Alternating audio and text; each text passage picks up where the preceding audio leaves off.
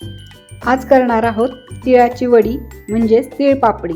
पापडासारखी अगदी पातळ पातळ कुटकुटीत छान खमंग खुसखुशीत अशी ही तीळ पापडी।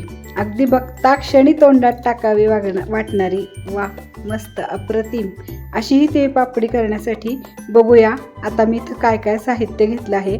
अगदी 2च साहित्यात होणारी ही तीळ पापडी। त्यासाठी 1 वाटी साखर आणि 1 वाटी तीळ घेतली।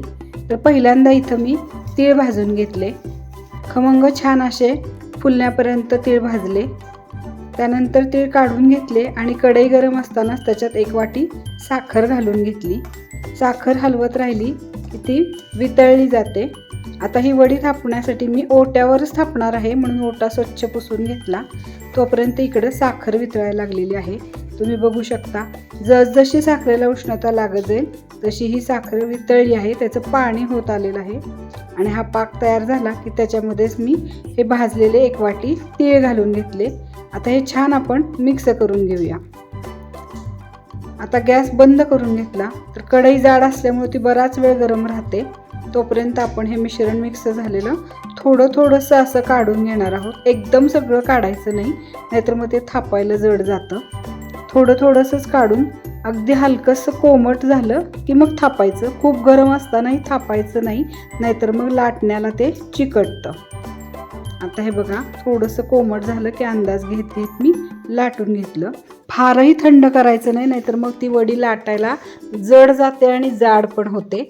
म्हणून अगदी कोमट झालं की पटपट हात हलवायचा। अगदी झटपट पटापट हे काम करून घ्यायचं। जेवढं पातळ लाटता येईल तेवढं लाटून घ्यायचं, म्हणजे वडी छान पातळ होते, कुटकुटीत होते, चिकट होत नाही। नाहीतर मग वडी जर जाड झाली तर ती चिकट पण होते, नाहीतर मग एकदम कडक तरी होते।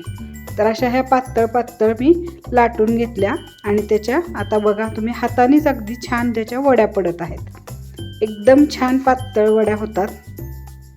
बरेच दिवस ह्या वड्या टिकतात, चिकट होत नाहीत। आणि ही तीळ पापडी शक्यतो साखरेची छान वाटते।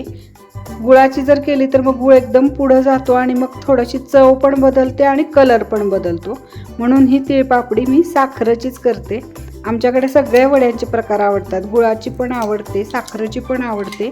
मी गुळाच्या वडीचा पण व्हिडिओ अपलोड करणार आहे। तर तुम्ही जर माझं चॅनल अजून सबस्क्राईब केलं नसेल तर तुम्ही नक्की अवश्य माझं चॅनल सबस्क्राईब करा। व्हिडिओ आवडत असतील तर लाईक कमेंट करा। तर बघा त्या झाल्या वड्या तयार।